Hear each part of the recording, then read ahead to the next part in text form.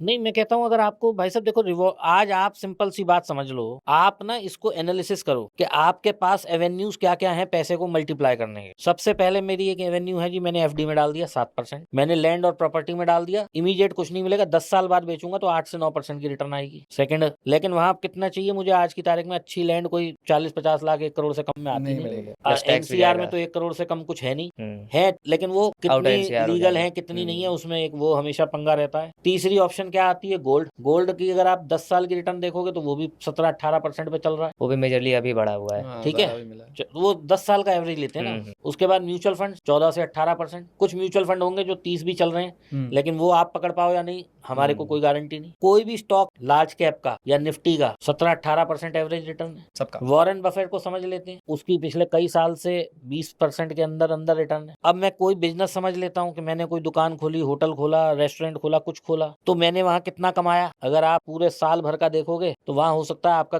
किसी किसी बिजनेसेस में पैसा डबल हो रहा हो, अदरवाइज नहीं है। ठीक है ना, बिजनेसेस में ब्याज देने, सैलरी देनी, ये देनी वो देनी, उसकी अलग तरीके की प्रॉब्लम्स हैं। तो कहीं भी आप जब इससे ज्यादा नहीं कमा सकते तो स्टॉक मार्केट में आते ही क्यों आपको लगता है कि मैं 1 के 4 कर लूं।